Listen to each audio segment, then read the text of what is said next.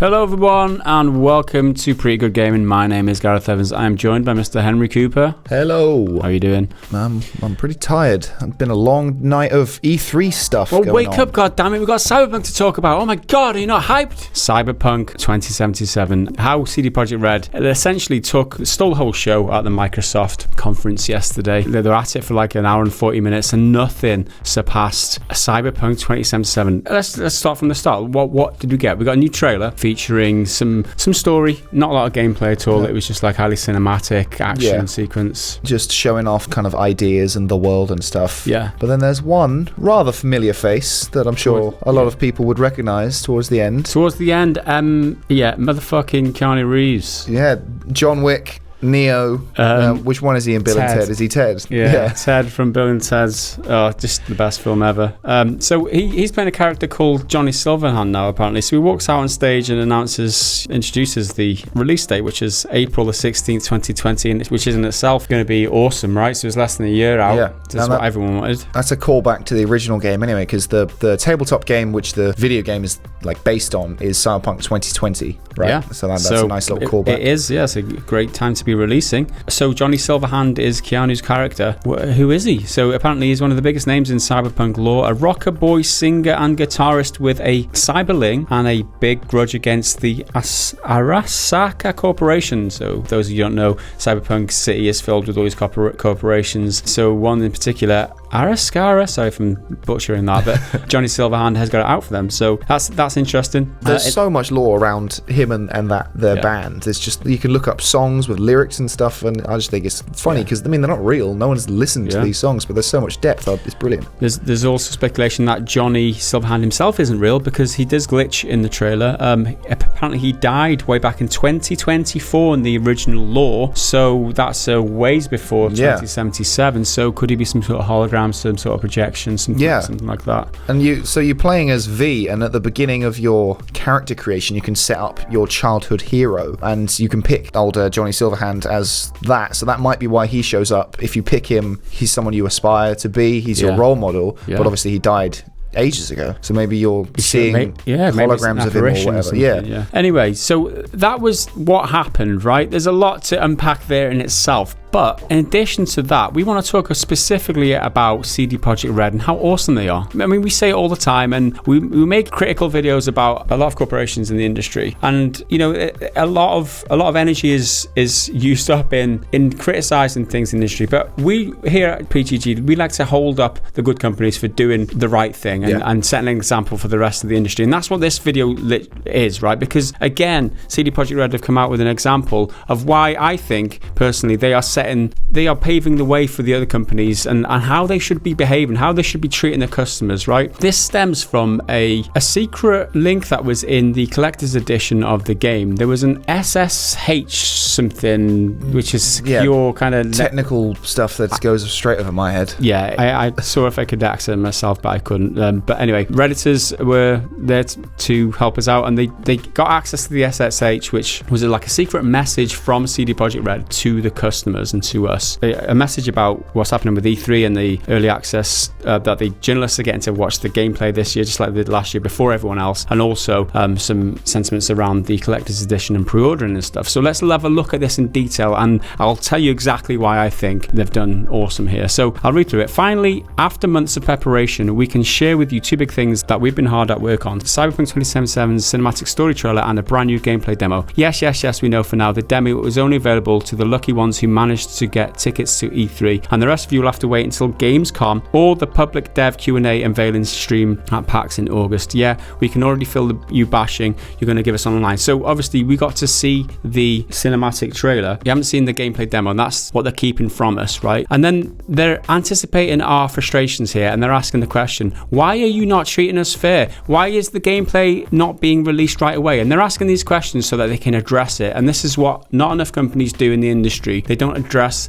people's criticisms. And I think they're preempting this very well. And I think they may be even over-exaggerating what the frustrations might be, because I don't think anybody's that pissed off. Yeah. But still they're addressing it, and I like that, right? And then they go on to kind of explain it, give some rationale, like explain to people, give people information, and then understand why you're doing the decisions. I mean, it's logic, right? And the reason is we want to make the most out of the months of work we put into the demo and first showcase demo live at E3 and Gamescom, because they put a lot of effort into these gameplay videos. They take months and months. Sometimes we saw Raising Kratos documentary recently where Corey Barlog was talking about how much effort they put into that one E3 is a massive deal. When they put on these shows, there's a lot of work that goes into them, and then a lot of the time they just get rinsed online for, there's this problem, but there are people who put a lot of time into them. So I get them not wanting to just show it off to everyone and make the most of the moment they have. They carry on. Releasing gameplay right away would make the Gamescom presentation pointless and would significantly limit our chance to build hype. Why do we need to build hype? To get more gamers interested in Cyberpunk 2077. So building hype is key to them, right? They create an exclusivity, and as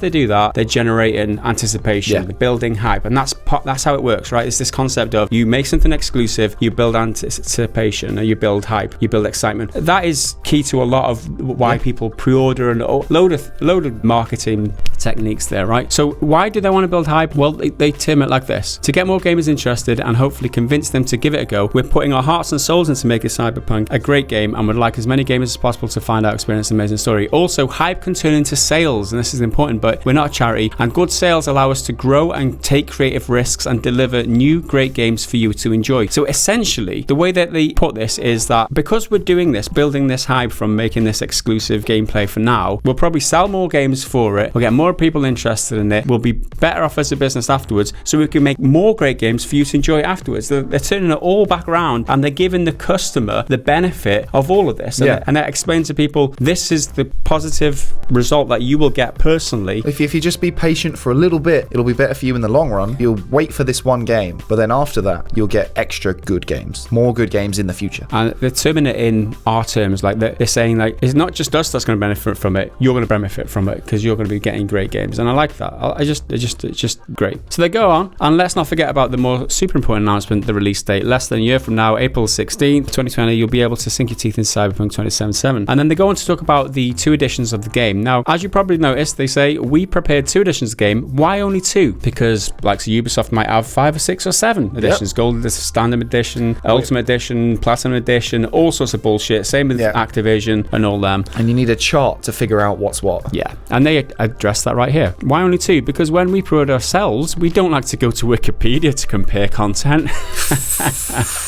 Take that, EA. I mean, that's true. You have to look at charts and stuff like that. It's way too complicated. We have a simple deal. There's a standard edition, the one where we think most gamers will choose, and a limited collector's edition. While we're pretty proud of the collector's edition, we'd like to turn our attention to that first one. Why? Because we have really maxed out the physical capacity of the box with goodies. We think this raises the bar for standard. So do we know exactly what's in the standard edition? You've done some... Yeah, so I've got it up here. And generally when you pre-order the game, standard edition, you get the game and that's kind of it. You might sometimes get, if it's like a Red Dead, you'll get a map in there or something. But they've really, as they say, they've maxed out what you can fit in the box, because there's only so much space in there. So you get a few physical things. So a case with game discs. So you actually get the game. That's always nice for your edition. That's a win. Brilliant. And game discs, plural. Nice. So that probably means that there's going to be an install disc, like with Red Dead, because the game's going to be massive. A reversible cover, which is cool if you want your game to look slightly different on the shelf. I guess that's pretty cool. A world compendium detailing the game's setting and lore. I think that sounds really cool. So I like a good little encyclopedia type thing. Well, you need it with Cyberpunk. Exactly. I mean, how rich is the lore, and you're losing out on a lot of what makes Cyberpunk awesome if you don't know a lot about the lore. I'm going to need to have pages and pages of Wikipedia open to make sure I know what's what. So you also get postcards from Night City, a map of Night City, and some stickers. So that's all cool. That all fits in the box. A bunch of just extra little goodies. And then there's some digital goodies as well. So you get a game soundtrack, an art booklet featuring a selection of art from the game, Cyberpunk 2020 source book, and wallpapers for desktop and mobile. Instead of just, here's your game, well done, enjoy it. They're like, well, no, you've taken the time to pre-order, have a bunch of extra stuff thrown in to sweeten the pot. Yeah, I think, didn't CD Projekt Red put a welcome or thank you note in the box for everyone who bought The Witcher 3. That was a thing as well. So again, another personal touch. And I'm putting all this together for the regular edition. It's just great for fans. If you're willing to pre-order, you're probably someone who likes this sort of stuff. Yeah. So just have it. Awesome. So that's standard, right? It raises the bar for standard. I mean, that's what you get, right? CD Projekt Red standard version is better than like most people's deluxe version or whatever. I mean, says a lot, doesn't it? Also, since pre-orders are live, you might be wondering if there's any point placing pre-order now. We always say this on the channel: think before you pre-order.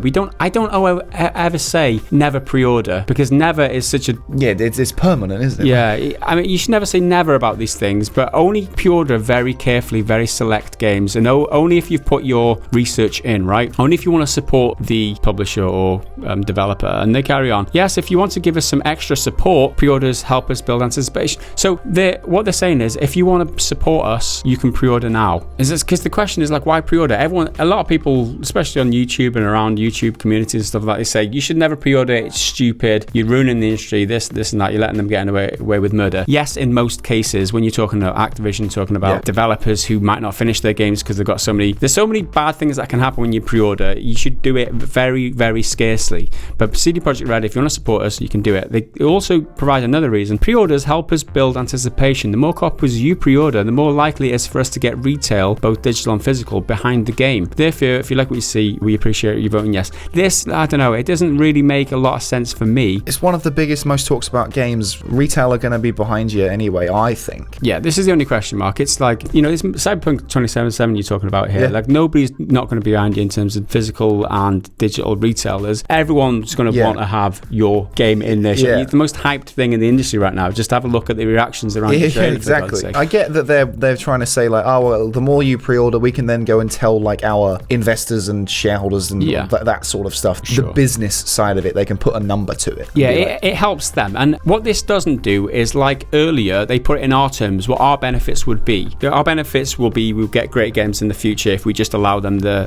time and space to release the gameplay demo at their leisure whenever they see fit. Whereas now we don't have anything in our terms. The only thing that we will likely see is we're providing them extra support. For me, I guess that's a good enough reason. This is a CD Projekt Red we're talking about. This isn't one of these greedy companies out there that we're talking about. So they also say, carry on, if you're still hesitating though, we would rather you wait for more materials or reviews. So if you don't want to pre-order, quite happy for you to, just wait. Our goal is for you to truly enjoy Cyberpunk 2077 and not regret a pre-order. They don't want us to regret a pre-order.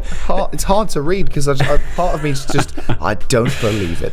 It's so unheard of, this type of sentiment in the industry. So most companies will be just like, take your money, and they won't give a shit. Like, so many people regret pre-ordering, and that is a sticking point. That's why I wouldn't want to think about pre-ordering, right? I'll just get it on the day. That's what I'll do, right? And another point as well, they don't want people to pre-order. They don't want to regret that pre-order, like Fallout 76 or whatever. They don't want people to see their arses after spending so much money. And the other thing is, with it only having 2 editions of the game, right? What I mentioned earlier about having something exclusive that breeds anticipation, that's what everyone else does with pre-orders, right? You have Ubisoft having, we've got this exclusive content. Rockstar, we've got these exclusive skins, exclusive content, exclusive guns or whatever. We see it with so many games where they're generating excitement, anticipation by making things exclusive, but they're not doing that here, essentially. It's no in-game content or anything that's locked off to everyone else. It's just extra physical stuff or bonus digital stuff that's nothing to do with the game directly. You don't have to access it through the game. So they're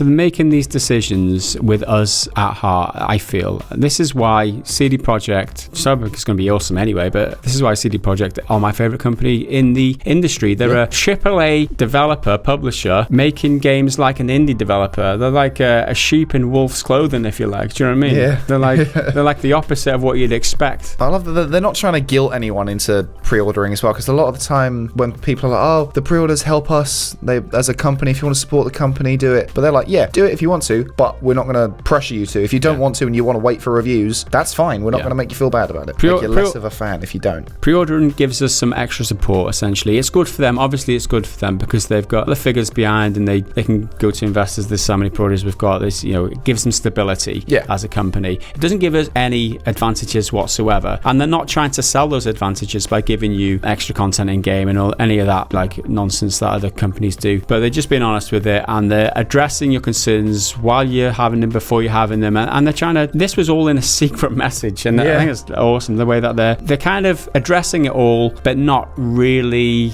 out on Twitter or whatever, making a big deal out of it. It's like, this is a secret message for people who read like a treasure hunt, because they've done it before in one of their older trailers where they had the coded message of when it's ready or whatever, leaving greed to others. That was really greed to others, which was a tweet in retaliation to a YouTube video that one YouTuber once made. Who could that be? Who could that be? So there you have it. There's our thoughts on the huge Cyberpunk 2077 news to come out from E3 yesterday, and also what we think and why it backs up what we think about CD Projekt Red and why they're so awesome. If you agree with us, or if not, let us know your thoughts down in the comments below, and stick with us for more coverage of E3 coming this week. Hit the like button, hit the notification bell if you want to be notified when any of our content gets released, and if you want to support us on Patreon, head over to patreon.com/prettygoodgaming. And on behalf of Henry and I, we will see you again in the next video. Until then, bye for now.